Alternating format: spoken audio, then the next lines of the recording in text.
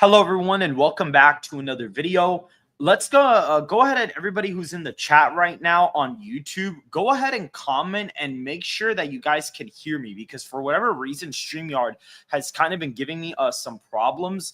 I'm good on my end on X as people can hear me, so I'm pretty sure that I'm good there. But I want to make sure that on YouTube that I'm good. So anybody on YouTube or X that is watching the live, if you guys can comment and make sure that everybody can hear me, go ahead and do that. I would greatly appreciate it. I believe we might be good. Let me go ahead and just make sure that, okay, yeah, I think I should be fine. Okay, yeah, so we're good. All right, hello, everyone. Welcome back to another video with On Point Politics. Today, we are going to be revealing the poll conducted by SoCalStrategies, which I sponsored, hypothetical 2020 matchups and national voter sentiment. So, guys, hit the like button, subscribe to the channel, follow me on X in the description down below, and let's go ahead and let SoCal kind of just pretty much reveal the results for the poll. Yeah, so we have a lot of stuff here. I think the first thing that I'll go over is some of the favorability questions.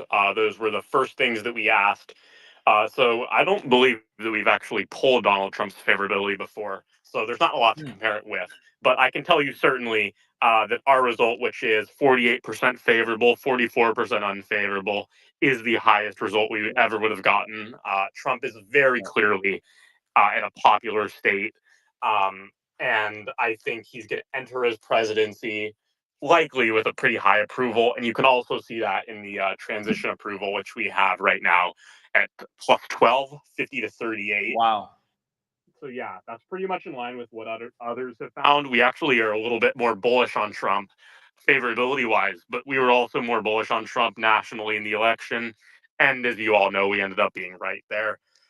So, yeah, and then getting into some of the 2028 matchups against Gavin Newsom, J.D. Vance leads 37 to 34.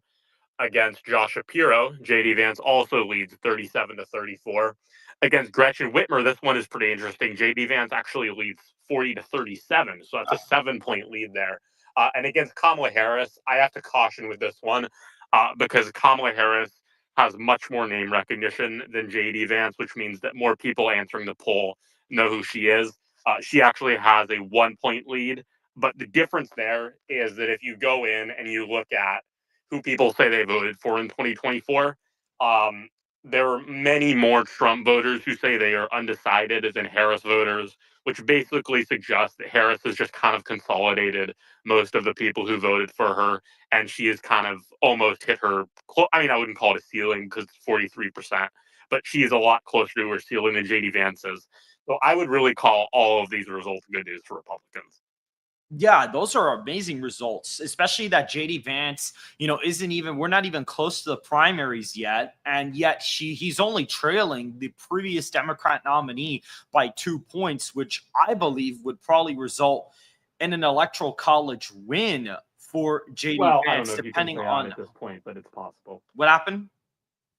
I mean, I don't know if you can say that at this point, just because, I mean, we saw the electoral college advantage go away. But I think when you have a Democratic candidate who just ran a campaign for president, the fact that somebody, well, yeah, he was the VP, he was the running mate, but he hasn't started a campaign for president. And the fact that he's only trailing her by 2, I think tells Democrats that they should not run Kamala Harris again. I don't really know if they need to hear that, but she's not the candidate for 24. But what we're finding is like the others aren't really doing well either. No, they're not actually, and that the 3-point win for Vance versus Gavin, which is the favorite in the betting odds to occur. By the way, basically the number one scenario right now, according to the Kalshi betting odds, is Vance versus Gavin. Vance is ahead in the betting odds. I believe I can just pull them up here just to check really quick. It does show JD Vance at 45% odds, so he's been well ahead for quite some time now in the betting odds to win the 2028 Republican nomination. And if we look at the Democrat side, you have a much more split primary where Gavin is literally just at 15% odds, right behind Josh Shapiro at 12% in order to win the primary. So Gavin versus Vance is the favorite to happen. And Vance is actually winning the popular vote by 3. Now, there are a lot of undecided voters, but I mean, he's not really doing well at all. When I model out the demographic crosstabs using my new 2028 model for that election, this is the only one that I did the map for. Vance gets 312 to 226 in the Electoral College.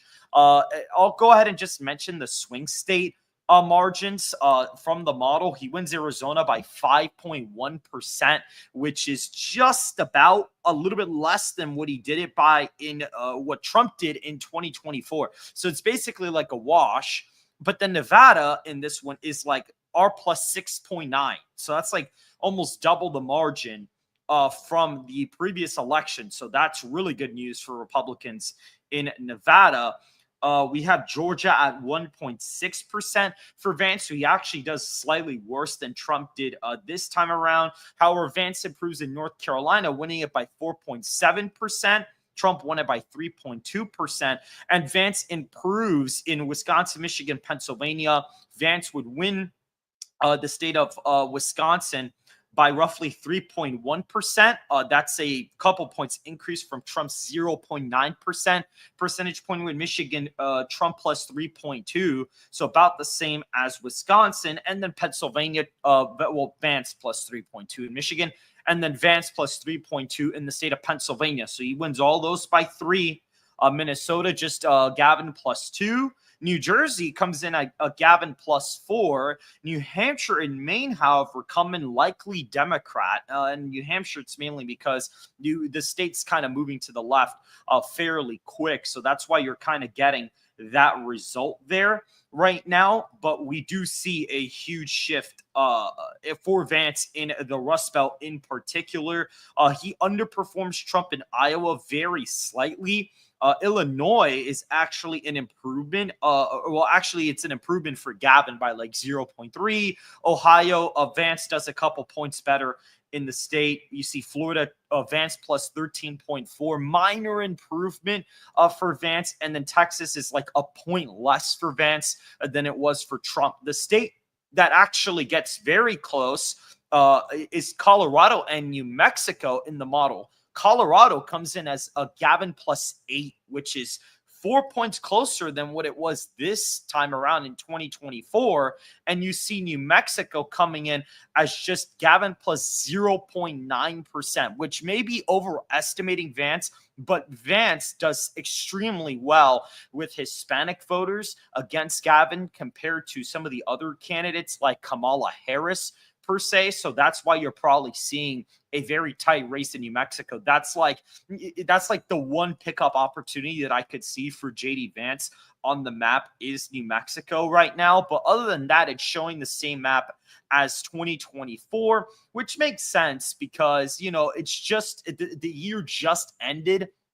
It's not like a lot has changed yet. And so that's where we're at as of right now in the most, you know, basically most likely matchup to actually occur. Now, Christian, I want to hear your thoughts on some of these results. Before I actually have you speak, we see here that right now Vance's approval rating is 37 favorable, 39 unfavorable, 23% unsure. That's quite a bit of people. Pete Hegseth's nomination is actually only unfavorable by 1 point. 32% unfavorable, 31% favorable, unsure 36%.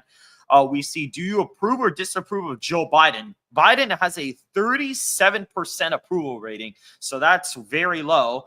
Elon Musk is actually favorable nationally. He's at 41% favorable to 38% unfavorable.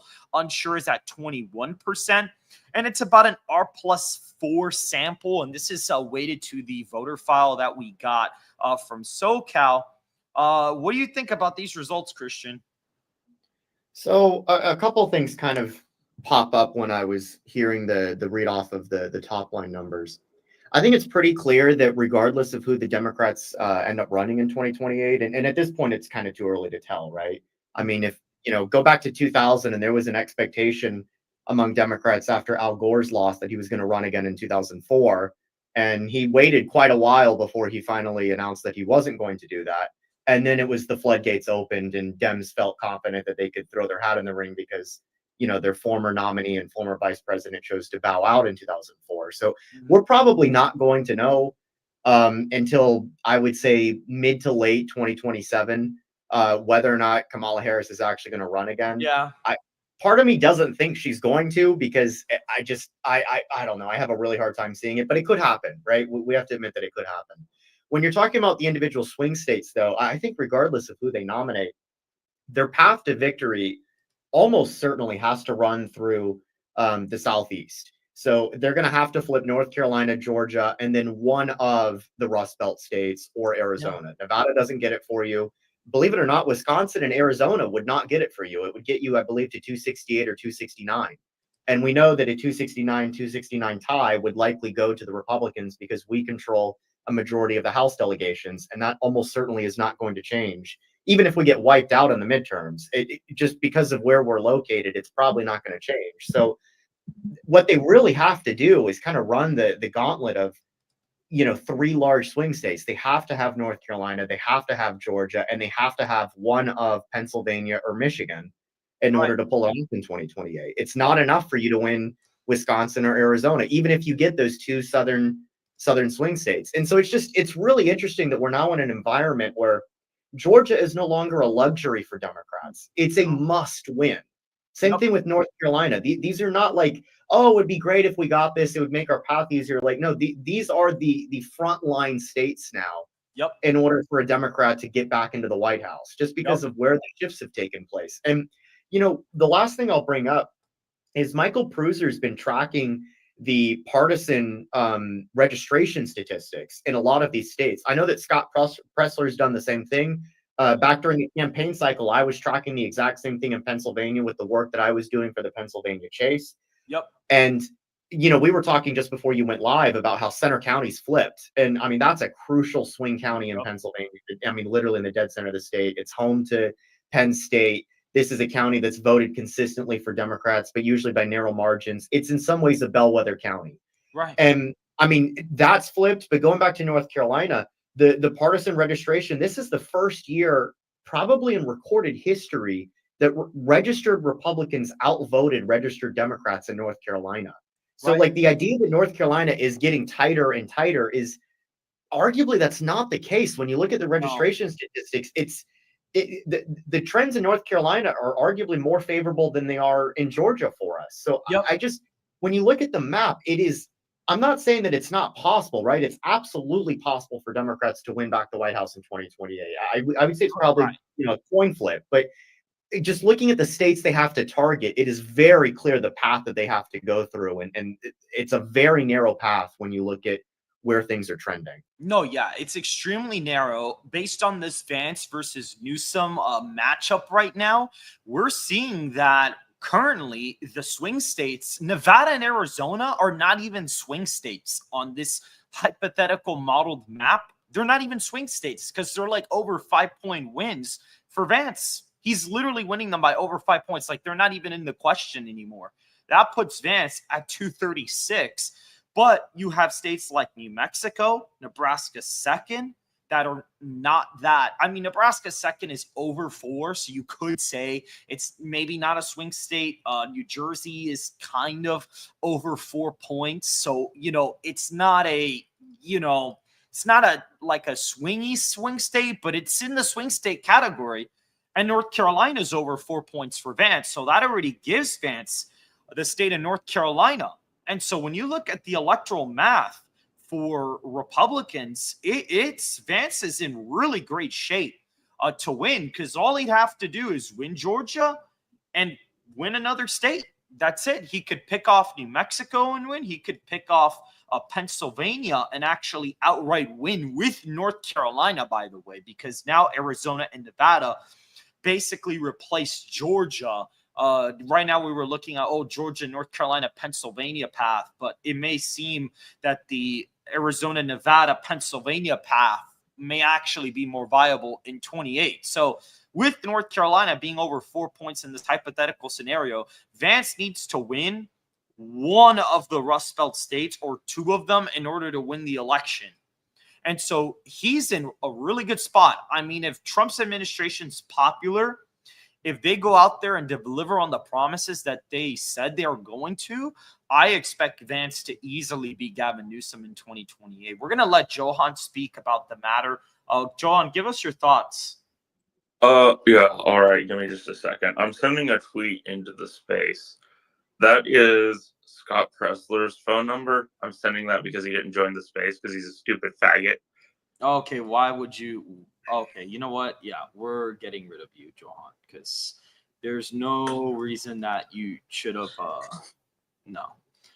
How do we remove him? Wait, I don't think that's Johan, which is weird because he DM'd me on Discord saying it was him. That doesn't Okay, sound like well, Johan. alrighty then. Yeah, let's get rid of him. Oh, yeah. Yeah, let's yeah, we're getting rid of him. Sorry about that, guys. I don't know why that happened, and it's not letting me remove him as a speaker, but I think he's gone now.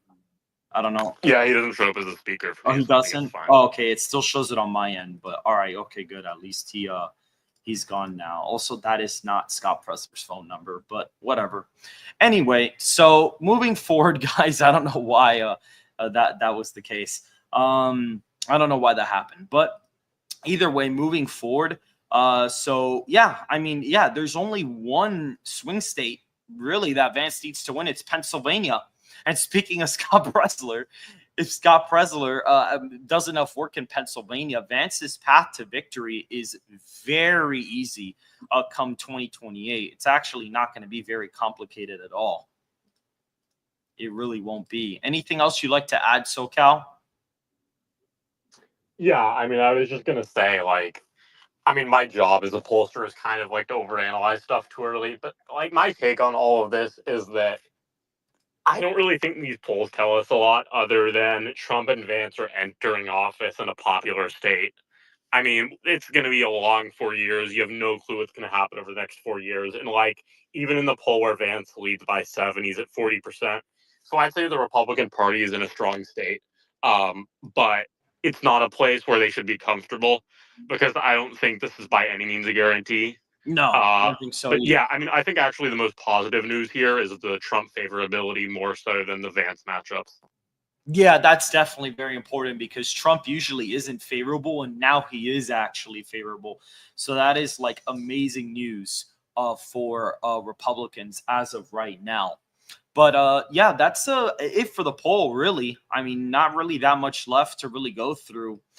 We see here a 2024 vote, nearly identical. 94% of Trump voters, 93% of Harris voters say yes. So people basically think that they made the right decision when voting. Barely anybody really regretted their vote.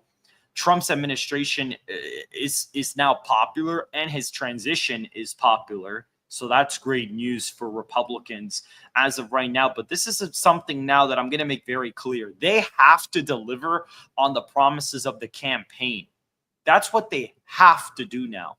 If they don't deliver, you're going to see a completely different environment in 2028, even if it's JD Vance. Everybody going out there saying that Arizona is a lock, because now they're all saying Arizona is a lock for Republicans at the presidential level in 2028. I actually don't think that's the case. At least in this matchup that we polled, it shows that Arizona's out of play for Newsom, but it's not impossible. It's really not impossible that a Democrat could win it. It seems to be a very, very elastic state. Now, Christian, if you had to say, just as for fun, what do you think would be like one swing state that the Republicans could shock everybody with and a swing state that the Democrats could shock everybody with? I mean, the obvious choice for Republicans is New Jersey, right? I mean, look at the trends, and also look at the partisan coalition. One thing that I've noticed looking at the data that came out of this cycle is that states where the Democrat Party traditionally was built around I mean, more or less machine politics rather than ideologically, driven voters are states where they had the biggest drop off, right? So compare what happened in New York and New Jersey to, say, what happened in Oregon and Washington State. Democrat voters in Oregon and Washington State are ideological leftists. Like they're true believers through and through, right? I mean, I don't really need to explain how that's the case, right? You could just look at Seattle and Portland and it's pretty evident, right? But when you compare that to the New York and Newark area, or you look at really anything along like the New Jersey Turnpike, the 95 corridor that goes to the center of New Jersey, the voters in those areas are not necessarily ideological leftists. They're machine Democrats, right? Yeah. They voted for a machine. It was a transactional coalition. It was, I'm voting for Democrats because they give me stuff or they do stuff that I like. It's not because I'm voting for Democrats because I'm a committed cultural Marxist, right? Or I'm a committed leftist. No, yeah, there's a lot of Democrats that just vote Democrat just because they vote Democrat. A lot of them even tend to be socially conservative sometimes as well. Everybody thinks that the Democrats are super far left. That's a faction of the party that happens to be in places like Atlanta and Milwaukee and some parts of Philadelphia, but it's not like that's the entire Democrat base. So that's good news for Democrats and Republicans, because if Democrats, I think if they correct themselves and get away from this LGBTQ and border security, if they improve on those two issues, they'll be in a far better spot in 2028 than they were this year. But if they continue to go down the wrong path and the Trump administration is strong on those, then they're certainly going to start flipping certain groups. It's very noticeable in this poll that we did that in the hypothetical matchup, like the demographic matchup, that Vance is winning Hispanics by like 6 points against Newsom, which I already said I thought Newsom was a horrible candidate at the national level. I think Newsom's a horrible candidate for Hispanics. I think that he just make it even worse. He gets 77% of the black vote only. So that's also a kind of interesting to look at. But what's really interesting, and this is definitely probably overestimating, JD Vance here, is that Vance is leading with the other vote like quite substantially, like by 20 points. And it's a subsample, so it's probably off, but it does show a really big shift in the right direction. I don't know what your thoughts are on that. Oh, and Scott's here. Hold on. Let me actually invite Scott. Yeah, I mean, Lester, what it means is it goes back to what we were just talking about a second ago, right? Like when you look at elements of the Democratic coalition that were more machine oriented, right? Transactional oriented, they're looking and they're saying, well, where's the transaction, right? And what they're getting is they're getting inflation, they're getting crime, they're getting, housing costs that are too much for them. They're having to work a second job now in order to maintain their previous standard of living that existed before 2020. Like, it's just the quality of life in these states that had machine-driven Democrat, politics running it for generations. The quality of life has just plummeted, right? You're talking California, New York, New Jersey, Illinois. Yeah. It's terrible. People are moving out in droves, and the ones that aren't moving out many times because they don't have the financial resources to do so. Yeah. Well, I mean, some people are voting with their feet. Other people are just voting.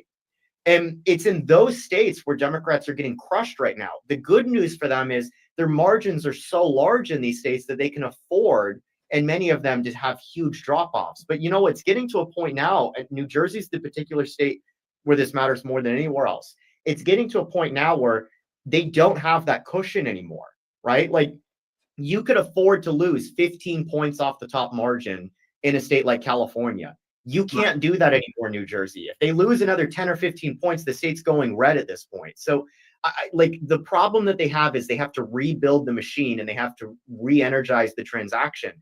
I don't know if voters are interested at this point, though, because I think the voters are looking around and they're saying, I can't afford to move out and stop paying rent and buy a house. The streets aren't safe. There's an immigration and migrant crisis, and it's usually my states that are housing these migrants and giving them, like credit cards and subsidies, and they're not even American citizens. They shouldn't even be here to begin with. And so like you look at the issues, right, on economics, on public safety, on all of the, the woke stuff that you were just talking about, the LGBTQ stuff, the gender ideology stuff.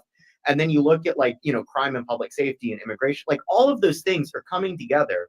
And these non-ideologically leftist voters, these are usually working class voters or they're minority voters, but they're minority voters that are American citizens, right? Many times they're Hispanic voters, but they've been here for generations. Like look at the Tejanos in South Texas, for example, right? Yup. The Tejanos in South Texas have been in America for hundreds of years, right? They're classified as Hispanic voters, but they view themselves as Americans. And Democrats were treating them like they were illegal immigrants and messaging them to like, oh, you should be supporting open borders. No, it turns out they don't want open borders at all. They've been there for And they- like 200 years. They've been there forever. Yeah, and they don't want open borders. They don't want 10% inflation over 4 years or 15% inflation over 4 years. They don't want, law and order to go completely by the wayside. Like they want a country, right? They want the type of things that countries exist to do. Yeah. And I don't know how Democrats can rebuild that machine as long as they're committed to the ideological leftism. They're going to keep running up the score in Seattle and Portland, but that doesn't do them any favors in New York or New Jersey or Pennsylvania or Michigan. These are states where people are very clearly they're hurting. And I don't see any solutions to those problems. I see a bunch of lectures from the left to those people. And voters don't like being lectured to. Yeah, no, I 100% agree with what you're saying. And it's so funny because I was confused. I'm like, wait, all of these people are moving out of the state, or Republicans are moving out of California, New York, and it is still getting redder. It's because all the people that are there are either they're just They're outraged. They're tired. So this whole thing that Democrats were like, oh, Republicans are going to leave the blue states and they're going to get bluer, that didn't work. It's actually making it even worse for them because a lot of those Republicans that are moving used to be Democrats. Some of them used to be Democrats, and it's a big problem. It's a very, very big problem. But let's go ahead and let Jeremiah speak. I don't know what's going on with the space because I'm trying to invite SoCal to be a speaker. Okay, there he goes. So he's a speaker now. But Jeremiah, I want your thoughts. It's Harris +2 for Vance, 43-41. Vance +3 against Gavin and Shapiro. So all these people, oh, Shapiro's this electoral juggernaut. It's not. That's not what we're finding right now. It's early, but if he was this electoral juggernaut, he'd be up by like 10 points, and that's not the case. And then with Whitmer, who is another electoral juggernaut, quote unquote, he's actually up by 7 points against Whitmer. So I want to hear your thoughts about this. Well, you might have seen some of my posts about election data at this time. I don't see it as very predictive, but it does give a good insight based on how the last election went, how J.D. Vance is viewed. It gives a good insight on his popularity. And based on these, he's pretty popular. And I think the reason why Harris is ahead in that national poll that you did, Name rec. I think the reason why was because she's just well known at this point. Not a lot of people know, and people aren't maybe not as familiar with JD and they don't know him as well as they do Harris, because a lot of people support her. 48.5% of the population supported her when no one technically voted for JD Vance. He was just on the ballot with Trump. Right. So maybe that might be Right, part of the yeah. reason why I really don't And know. I mean, the fact that she's only at 43% kind of surprised me, actually. Yeah, and she's dropped a lot. And I think that with JD Vance, I think he'd only rise more from that. But with those other candidates, no one really knows them. And I think that especially a popular Democrat, maybe like Shapiro, I think that he only has places to rise. I don't know the exact numbers. Lester, what was the numbers on what was it? Shapiro versus It was Shapiro +3. What was I that? think it was like 40-37. Well, I think it was 40-37, Vance. Yeah, that's like there's so many undecideds. It's hard to tell at that point. right. But those numbers are only going to rise, and there's a lot more growth for Shapiro. No, yeah, of course. But the whole point of this is that this dispels this whole thing that they're like outright shooing electoral juggernauts. You understand what I'm saying?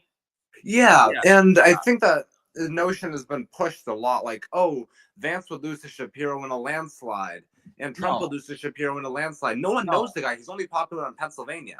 No. Like, people, like, have you ever seen what happened with Mitt Romney? They're like, oh, popular popular Republican in a blue state. He's going to do great nationally. No, he's just popular in Massachusetts at that time. Yeah. And same thing with Ron DeSantis. Same thing. Yes. He won Florida by 20 points. Oh wow, that's great. I mean, well, you actually there was a there was a poll that I didn't even know that about. win isn't even impressive in hindsight. That what happened? Honestly, that win isn't even impressive in hindsight. Ron DeSantis, I've said this numerous times. Ron DeSantis, Nikki Haley, they would have gotten obliterated in the Rust Belt because they're not popular among working class voters. I mean, maybe DeSantis a little bit. I mean, I don't know if they would. I mean, they would be obliterated, but I think they have to stand a worse chance. Nikki Trump Haley relates would better be to working class whites than I believe Haley did. DeSantis more so than DeSantis is more similar to Trump than Haley, which is why he'd do it better than Haley. But no, Haley would have a terrible time there. And she maybe do it better in a state like New Hampshire, but you're not going to lose the Rust Belt and suddenly come up with New Hampshire as some great victory. You're losing too many electoral New Hampshire is a poor trade-off for Pennsylvania. DeSantis might have been able to pull it off against Harris because Harris is truly a horrible candidate. I mean, let's be honest. She cannot resonate with voters in Michigan and Pennsylvania. But no, if we had nominated Nikki Haley, she would have been Mitt Romney, right? I mean, nobody wanted to vote for. And people were like, oh my gosh, Nikki Haley's leading in all the national polls against Biden. She's leading by 17 in national poll? Yeah, the poll was 43 to 26 or something like that. It was ridiculous. There's too many undecideds, and all there was for the Democrat to gain. So people don't think about these things when you look at these early polls.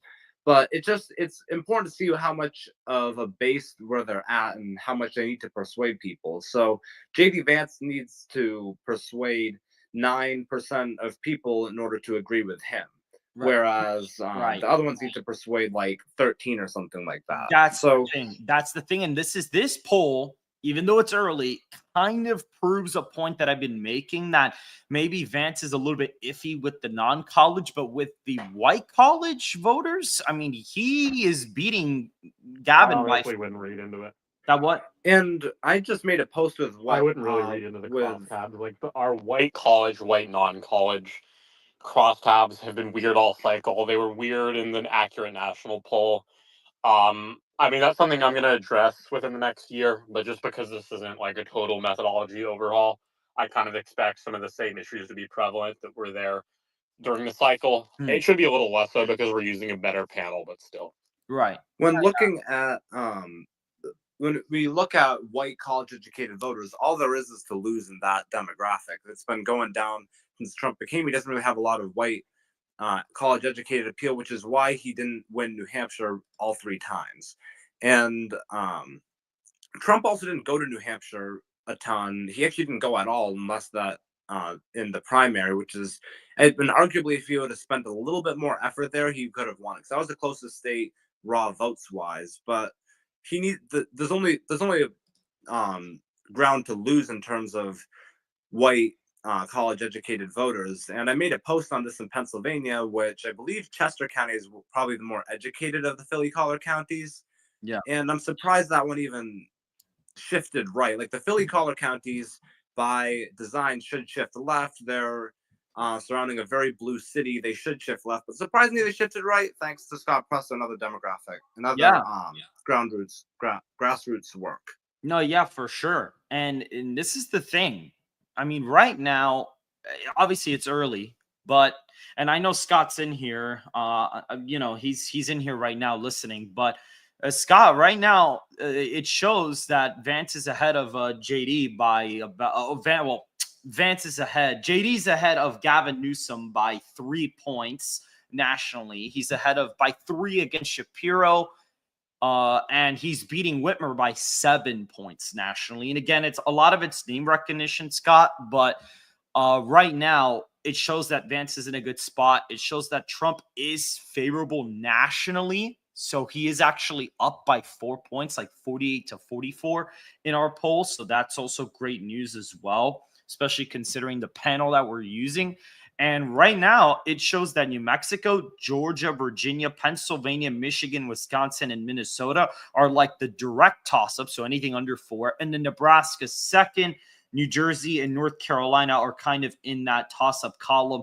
Maine and New Hampshire show up as like over 5-point wins for Gavin in this. So technically, New Hampshire is kind of out of reach according to the model, but my model did overestimate. When I test this model to 2024, it does overestimate Kamala Harris in New Hampshire by a few points, by like 3 points. So it is possible that it is overestimating Gavin, and that state would be a lot closer. It's not like there's that many voters to really flip. But overall, this is a very, very good news for JD Vance and Donald Trump and Republicans. All they have to do is follow through with their promises. That's really all it's going to really come down to. They need to follow through on promises of illegal immigration or mass deportations. They need to follow through on that. The economy, they got to work on that. They got to work on, the DOGE, Department of Government Efficiency. That's like a big thing. There's a reason why Elon Musk is coming in favorable at like 41% of the electorate, which is pretty good, to be honest. I actually would have thought he would have been in the negatives, but he's not. So very, very interesting stuff there. What do you think, Christian, about the administration, and what do you think their main priorities should be right now in terms of getting stuff done? So I think it's good that there's evidence that Trump is enjoying a honeymoon period, because he didn't really get that in 2017, and it kind of teed up what became a bloodbath for us in the 2017 Virginia elections and then the 2018 midterm elections, because Trump was just underwater for most, if not all, of his presidency, deeply underwater. Yeah. So it's kind of good that Trump is right now, marginally favorable, especially in such a polarized environment. Like, it's really hard to have a positive approval rating if you're in American politics right now. It's just really hard to pull that off at the moment. So I expect that to go down once he actually gets into office and he does stuff, because that's how this always works out. But it's a good thing that he appears to be entering, hopefully, next year with a positive approval rating, because we need that, because we know that if he actually pushes on some of these things, there's going to be a backlash from the left. So on to your second point, your other question.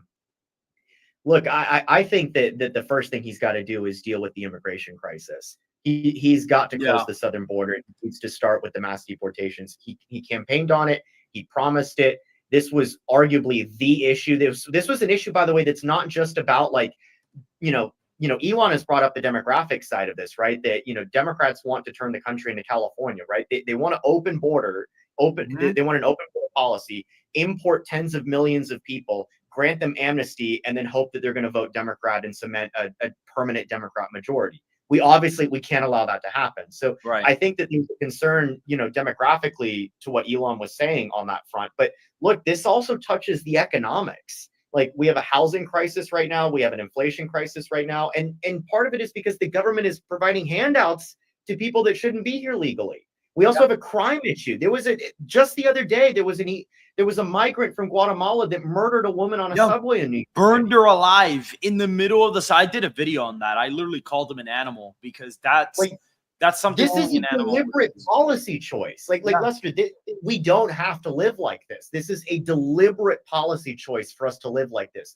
We don't have to put up with migrants illegally coming into our country, being handed government subsidies, and then murdering American citizens on the subway. Like, the only reason that we're putting up with this right now is because Joe Biden's in the White House and he made a cynical calculation to open the floodgates to people with the hopes that Democrats could grant them amnesty in order to win future elections. Well, was it really Biden, or was it his whoever's controlling him? Well, yeah, to be fair, it's his handlers, because he barely is even aware that he's in office. But the point is that, like, of all the issues, that is the first thing that must be tackled immediately, because there's a political and an economic, and let's be honest, a law and order component of that. And those are issues that, when you look at the polling, those were the top issues this election. So I think that's the first thing he's got to focus on. Yeah, I definitely think that is major priority. What are your thoughts, Jeremiah? About a week ago, I just wanted to note that I got called a racist for calling illegal immigrants illegal aliens, when I'm like the son of an immigrant, a legal immigrant. So I was like, whoa, dude, what the heck? No, I think Trump's got to focus on the economy first, and then immigration as a strongly close second. People are really, really worried about the economy, and people can't afford anything, which is why Trump largely got elected. It's the number one issue.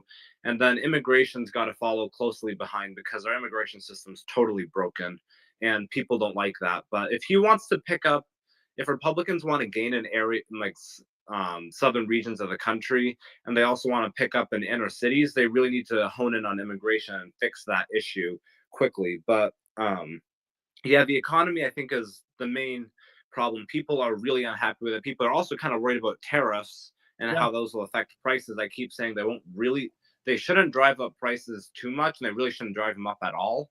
I mean, maybe a little bit, but they shouldn't really drive up prices sky high like the Democrats say.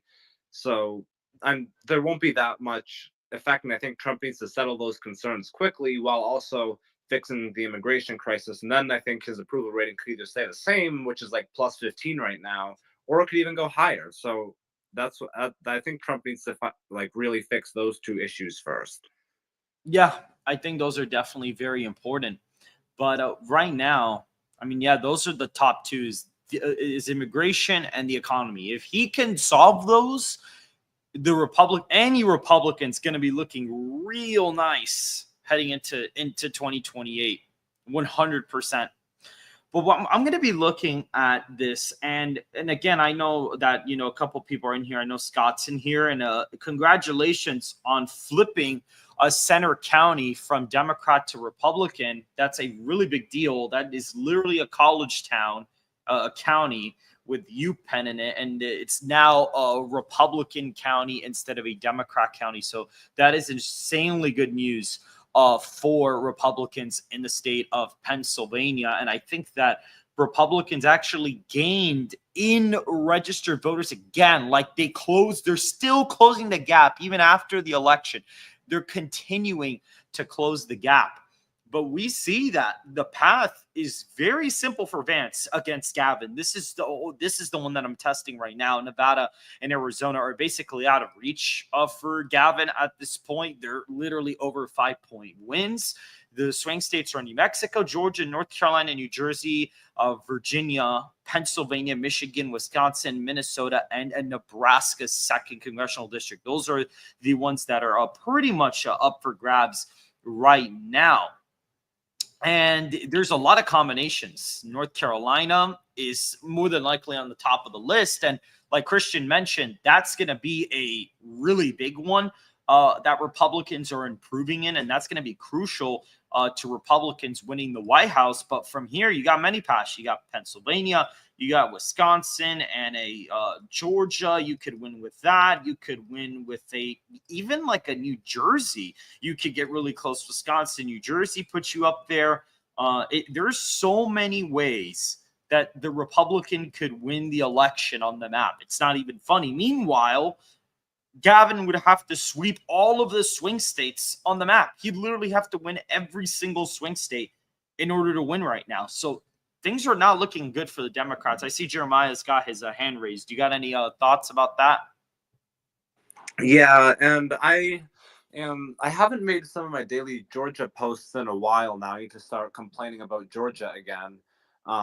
Yeah, Georgia's an utter calamity for Republicans, because they're just going to only, and I don't see anything changing from now until 2028, but they're just going to continue to tank in the suburbs, and Atlanta's going to shift like 1 or 2 points to the right, and it's going to end up doing terrible things for the party. So Georgia is really worrisome, but we don't know what's going to happen. We don't know what's going to happen there. Maybe that trend will slow down, because Trump won it by 2.3, although the congressional candidates there won it by like 5.4 or something like that.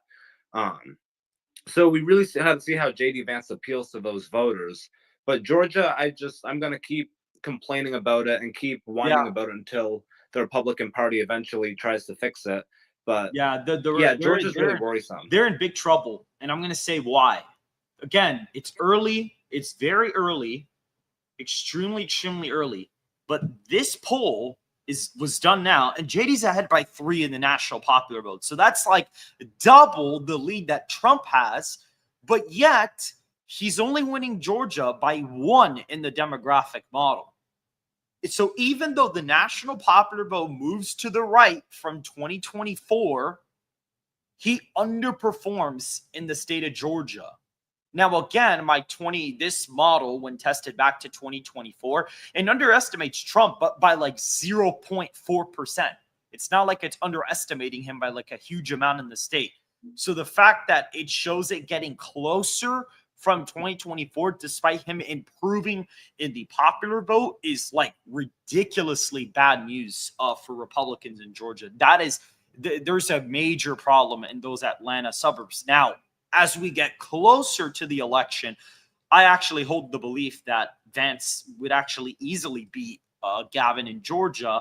But right now, the demographic model isn't showing that at all. It's actually showing that Georgia is one of the closer states, believe it or not, out of all of them. It's actually the closest swing state. Out of all of the lean states, New Mexico and Georgia are the most competitive. So it's weird. New Mexico's kind of moving right, but Georgia's moving left. It's a really strange map.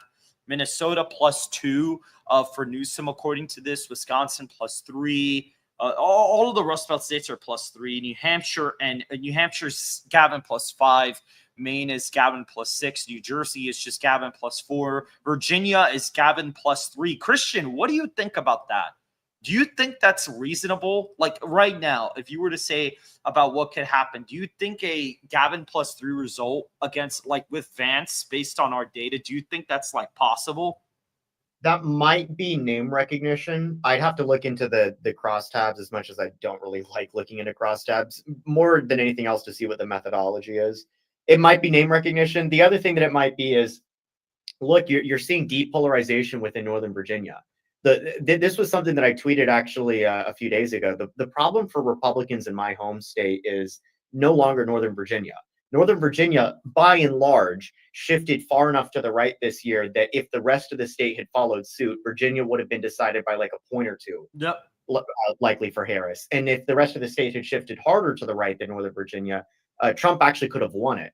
The reason that Trump lost Virginia, and lost it by a larger margin than he did in 2016, barely, we're talking less than a point, isn't because of Northern Virginia. It's because of the Richmond suburbs. Chesterfield got bluer this year. Yep. Henrico didn't move at all. And in fact, parts of Henrico got bluer. The west end of Henrico, like Short Pump, Tuckahoe. Tuckahoe in particular is a place that is really concerning, because this is a very wealthy part of the west end of the Richmond suburbs. You're talking about some of the richest zip codes in all of America, in all of the South. And, these are precincts that voted literally, you're talking 70, 80% for candidates like Ronald Reagan in the 80s. Yep. And Trump lost it. Trump is the first Republican probably in 60 years to lose some of those precincts there. So, like, what's happened in the Richmond metro area is really concerning. It's very similar to what's happening in Atlanta, but just slightly different demographics. With the Atlanta metro area, what it is it's largely Black voters moving into the suburbs as well. They're leaving inner city Atlanta and they're moving into the suburbs. And you also have Black voters from other states that are moving to Atlanta as well. The Atlanta metro area is a large magnet for Black voters to move into. And it's not just Black voters as well. And this is where the real problem comes in, that Vance can't control, but the legislature in Georgia can. Georgia is courting left-wing industries to move there. Georgia has subsidies for Hollywood to relocate there, for film studios to relocate there. I cannot think of something more stupid than for you to take taxpayer dollars to subsidize literally the most left-wing industry in the country, which is Hollywood, to move to your state, and then be shocked when the state becomes a swing state. Georgia used to be a safe Republican state until they started literally courting left-wing voters to move there. We should not be using taxpayer funds. I mean, even if they weren't using taxpayer funds, you should not be courting left-wing industries to be moving to your state. That's political suicide. And any Republican in the Georgia legislature that doesn't commit to overturning that type of stuff, quite frankly, needs to be voted out of office, because you're going to literally turn your home state into a Democrat bastion by courting the wrong type of voters to move there. What we should be doing is we should be courting conservative industries to be moving to Georgia. There's plenty of industries that have a more conservative bent, like manufacturing, for example, even tech for that matter, right? You're seeing a Right. huge rightward shift within Silicon Valley. Like you had all these Silicon Valley, like literal billionaires that were coming out in support of Trump this year, like Yep. Mark Andreessen, Naval Ravikant, obviously Elon Musk. Like there's so many other industries that Georgia Republicans could be courting other than one that is actively hostile to us. And so like those things combined are creating the problem for us. It's ultimately who's moving into Georgia, and it's Democrats that are moving there. And if we want to keep Georgia in the red column, we need to be encouraging Republicans to be moving there, and we need to be passing legislation that discourages left-wing voters from moving to the state. Yeah. And it's crazy because DeSantis wouldn't have been able to win Georgia at all. It wouldn't have happened. Nikki Haley wouldn't have done it either, because Trump won it because he got ridiculously insane rural turnout. Like the turnout he got in rural Georgia is like crazy. It's insane. He would literally beat like George W. Bush in the state of Georgia. Like that's how crazy his turnout was in the state. And so, yeah, it's a big problem. It's a really big problem that, they literally are courting Democrat voters to move there. There's a lot of people from New York and Illinois moving there. Like it's not looking great there. Well, for Georgia, what we look at is Trump got okay turnout in the southern region. He like really ran it up in northern Georgia, which is, I think, one of the reddest areas of the country. So that's where he did well there. But southern Georgia, which is still recovering from Democrat lean, is still recovering from like being a Democrat, like partially Democrat area. So it's getting redder. Trump really needs to run up turnout there a lot more in order to, or not Trump, but like the next Republican candidate needs to run up turnout there a lot more, because that area, well, not that area, but Atlanta suburbs are kind of running their own course, and there needs to be other rural margins where Republicans make that up, and southern Georgia is the best option right now. Yeah, 100%. And of course, guys, they can max out eventually, but it's still not great. It's not good that state is moving. It moved that far left in such a short period of time. Guys, it wasn't so long ago in 2004 that the state was literally R+17. It was an R+17 state. Like, that's incredible. R+17. It wasn't even competitive. And now it's like a swing state. And we're literally talking about there is a very good possibility that Georgia in 28, if the nation shifts more Republican than it was this year, there's a good chance that the state can actually move to the left, despite the nation moving right, which usually Georgia doesn't do that.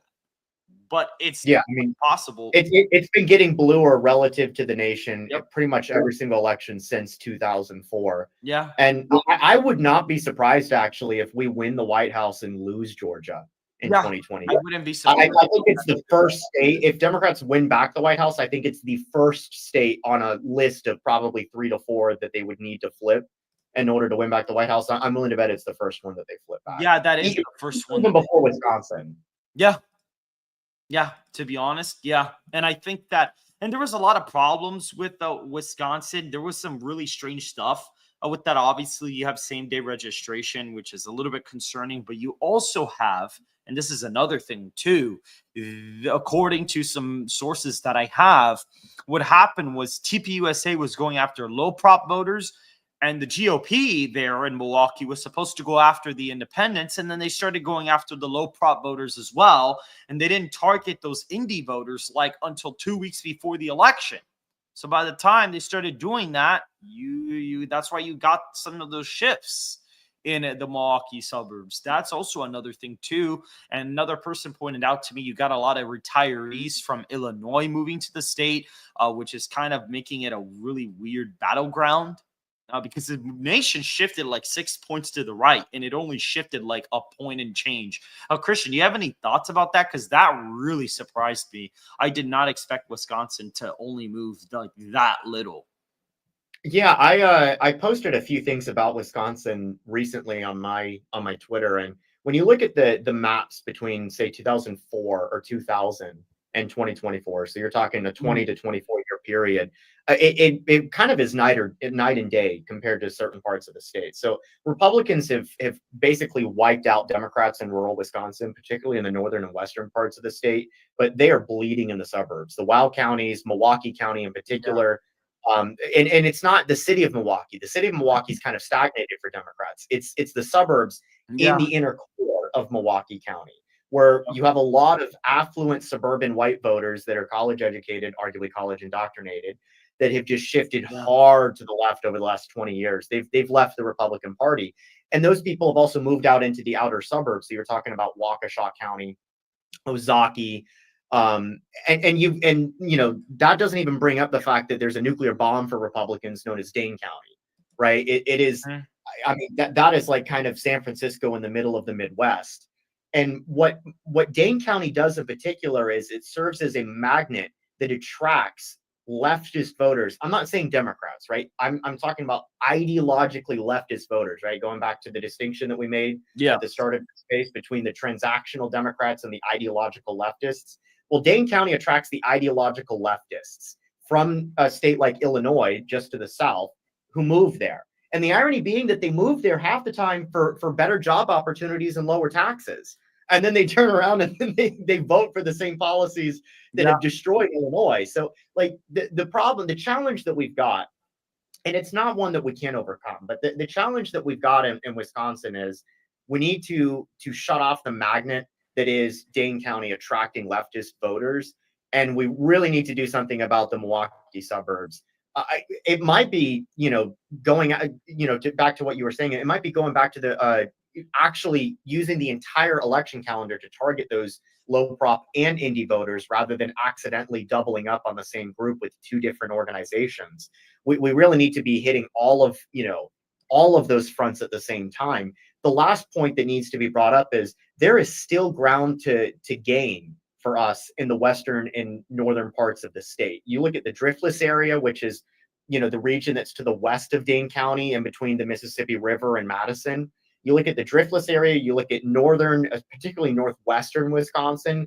These are areas that have shifted hard to the right, but when you compare them demographically to, say, parts of Ohio or parts of Iowa, just, you know, right next door, these are places that have very similar demographics, but they're still much bluer.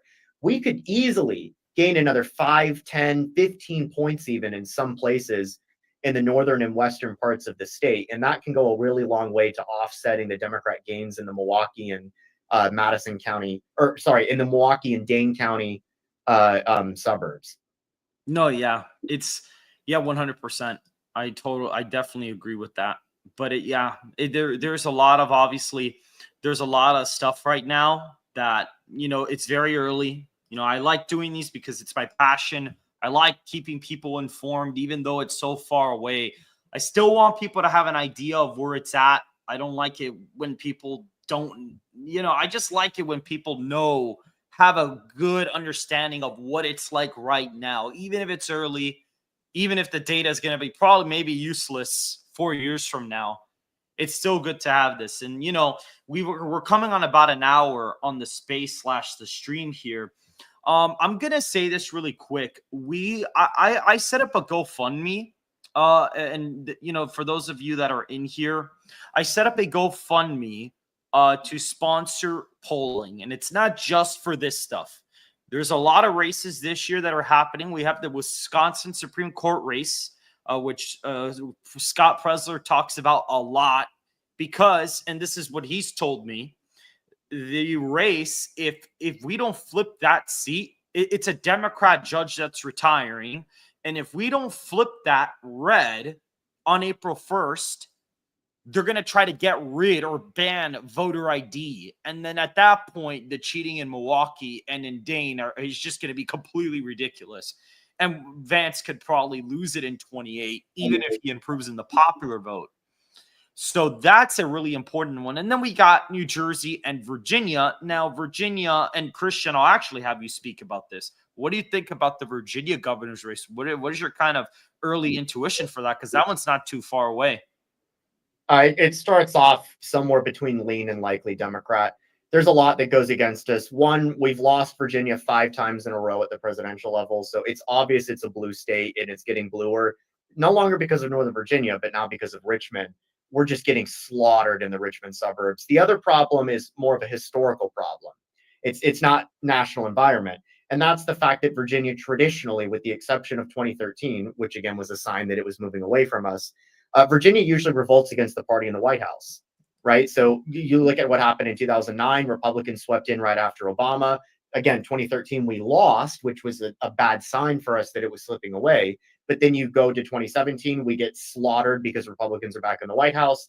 And then in 2021, we narrowly win back the governorship because the Democrats in the White House, and he was extremely unpopular at the time. So, like the macro trends, the historical trends, the partisanship of the state, it's a tough place when you look at the realignment that has occurred.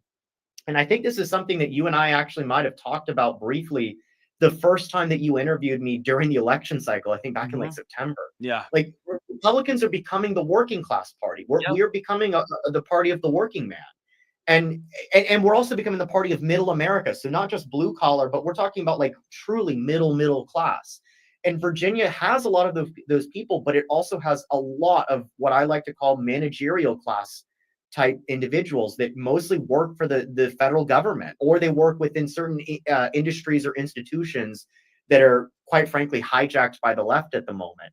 And when you look at the demographics of Virginia, of that working class or middle America versus the managerial class or whatever you want to call them, the elites, like just Virginia is one of those states that is not favorable to us in terms of what type of coalition we're moving towards. Now, that doesn't mean that it can't be in the future, right? If Trump actually, follows through with Doge and he relocates, government agencies and he slashes the federal bureaucracy. Oh, that's going to make Virginia pretty close if that happens. That more than anything else could bring Virginia back to being a true swing state on the scale of North Carolina, but that's going to take time. Yeah. Right. We're talking like that could be a decade from now. Yeah. And so if you're talking about this next year, it's too short of a time frame for us to necessarily get a lot of benefits from gutting the federal bureaucracy right now. If anything, you're going to get a revolt against it, which we should expect. So I think that we definitely start off as underdogs. We're more than likely going to lose. That doesn't mean that we shouldn't fight the good fight. We should, especially because we can use this election to learn stuff for the future, even if we lose, right? So we definitely need to pay attention to the state, and we absolutely need to gut the federal bureaucracy and get rid of the leftist incursion within our federal government if we want to make Virginia a swing state in the future. But in the short term, I'm definitely bearish. Long term, I'm much more optimistic.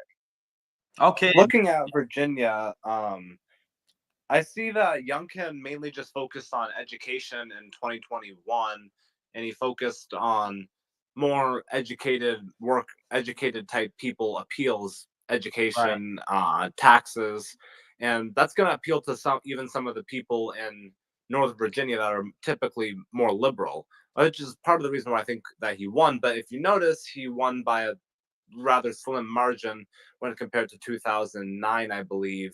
And I think the state was a lot redder then.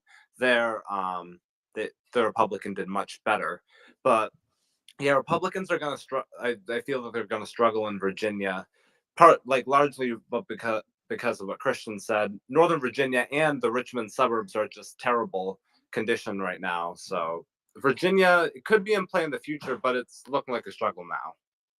Right. Yeah, it definitely is a struggle. I don't think Vance would win it in 28, in my opinion. I think if the national environment moves to the right, like he could narrow it up, but I don't think he'd win it really at all. Really, again. Question for Christian. Do you think that Sears is a little bit too socially conservative for Virginia? I mean, you could always say that that's an issue, but like, I don't think that it's being too socially conservative. What I think it is there's a certain mindset, a certain type of voter that Virginia has attracted over the last 20 years. This is what I call the managerial class. And this type of voters are truly, they're elitists. I don't have a better way to describe it. I don't mean that in a conspiratorial sense. I mean it in a very literal sense. And those type of voters, they believe that they know what's best. that, you know, they're the experts, right? And that if you question them, it's very dangerous for our democracy. Like they are the type of voters that were persuaded by Liz Cheney and Dick Cheney coming in to support Kamala Harris, right? Like those type of voters are just not going to be attracted to our party, because our party is an open revolt against the managerial class. We're an open revolt against the left-wing institutions that they've taken over, right? Like this is what's gotten Trump so much traction, is people realize that large swaths of society, and particularly our government, have been weaponized against us, right? We all lived through COVID and the aftermath of that. And so I think that the challenge that we have is not necessarily that we're too socially conservative. It's that it doesn't matter who we run, because they're going to view us through a friend enemy distinction. And until we stop the leftist takeover of our institutions, that mindset's going to stay in place. This is why I said that long term, though, I'm kind of optimistic, because if you cut the federal bureaucracy, if you relocate some of these agencies out of Northern Virginia, if you take back the institutions, if you kind of get back to a sense of normality, and you eradicate this elitist mentality that you have within the Democratic Party, and we can get back to something resembling sane politics, then you actually have a shot at a state like Virginia in the future. But that's going to take a generational long effort to get there. Right. Now, before I kind of continue my thing about the GoFundMe, what do you guys think about the New Jersey governorship? Because I actually think that one's going to be closer than the Virginia one. I think it's going to actually be more competitive, and I think the Republicans could win it. SoCal holds the same opinion. What do you think about that race? I'll let Christian go. Okay, so I'm very optimistic, cautiously, I should say, optimistic about New Jersey.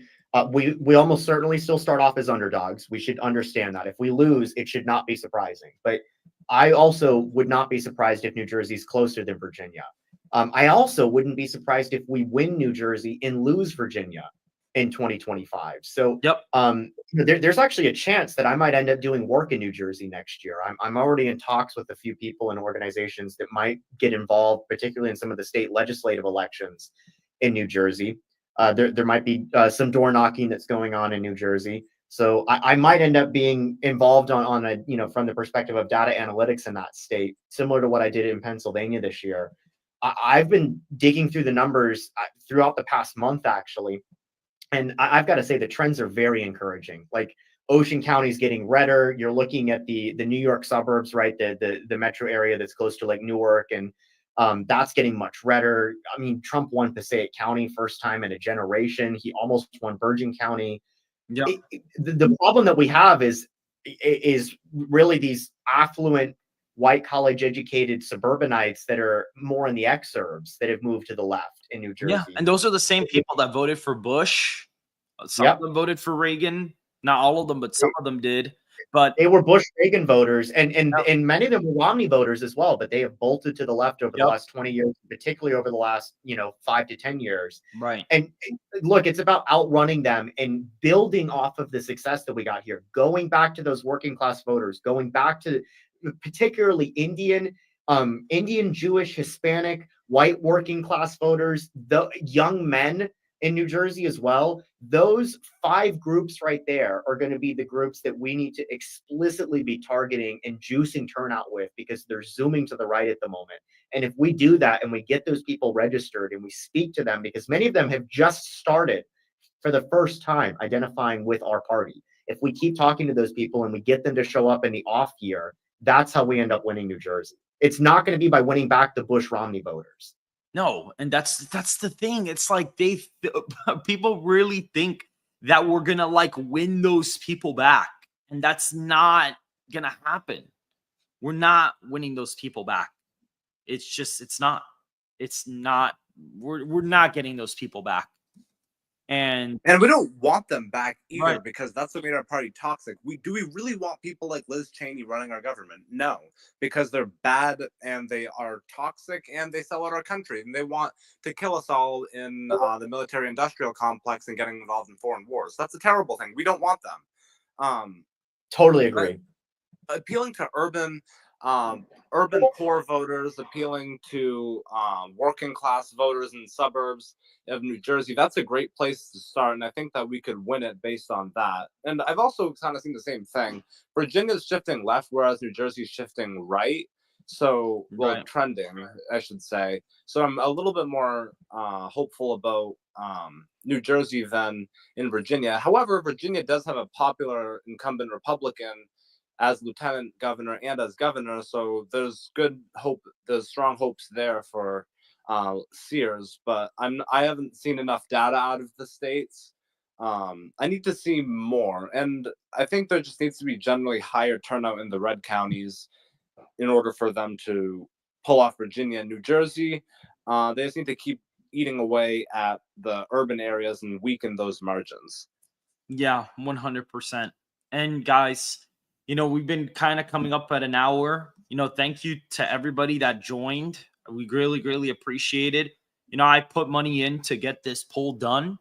And what I'm going to ask of everybody is you can see in the space that on the top, I have the post for the GoFundMe. And this is why I was talking about these races that are happening this year, because we want to raise money to be able to pull those. Nobody pulled the Wisconsin Supreme Court race back in 2021, and everybody would like to have an idea of how that's going to go, especially people like Scott Presler, who are going to be doing a lot of work, in that. He's going to be doing a lot of work in that state to, get it rolling right now. So, to have some data to go off of is going to be really important for people to look at, especially since that's going to be such a crucial race. And having data for the New Jersey and Virginia governorships that's also going to be fairly important. SoCalStrategies is a pretty decent pollster.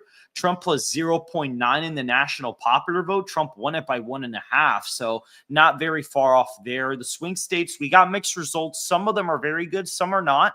But that's the name of the game. Sometimes you're off in the left direction. Sometimes you're off in the right direction if you're an unbiased pollster. If you're not, and you're a part of the election mafia, like Richard Barris and Ready Go Politics like to say, then you're going to always have a leftward bias. There's really no pollster in the industry that has like a complete rightward bias. And so I would highly suggest that you guys go ahead and donate. It would be greatly, greatly appreciated, or at least tell your friends about the, GoFundMe, so that we can support getting data like this out to everybody. So guys, hit the like button. If you guys are watching the stream, hit the like button, subscribe if you want more content like this, and follow me on X as well, because I want to be doing a lot more of these spaces. And I'm actually going to see if we can get a poll like this, a national sentiment / 2028 election matchup. I want to do something. I kind of want to see if we can get these done like once a month or one every other month leading up until 2028, just to be able to track it and see, how it goes. Because it would be kind of funny if we could be tracking this all the way from now until then, and kind of have, just some sort of data in order to go ahead and make analysis off of. But guys, thank you so much for joining the space and the stream. We will be seeing you guys very, very soon. And thank you to Christian and Jeremiah for coming in here as well. Happy to be here. Thanks for having me. Thanks for having me. Quick mention, support. Yes, this is a great cause. Support it. We want lots of polls, and On Point does a great job with his analysis, and so does SoCal. Although I have some disagreements over Iowa, but that's it. Also support Aaron Baker for Congress in Florida 6. We need him to win. He's the most he's the most America First candidate in that election. He's running against the kind of more establishment candidate. Support him for America First. Thank you so much for having me On Point. All right, guys, we're going to be ending the space now. If you guys have any other comments, go ahead and type them, on the post where this space is located. This is recorded, and I'll probably be posting this for content as well. I'm going to be trying to do a lot more of these going forward, spaces, having people on debating, topics. And so, guys, we'll be seeing you all very, very soon. Thank you for supporting.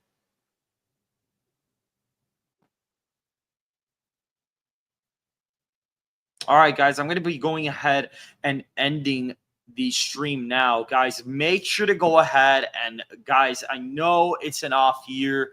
I know we're not in, actual election season, but if you guys could donate, it would be greatly appreciated in order for us to get this type of polling done. We will be seeing you all very, very soon.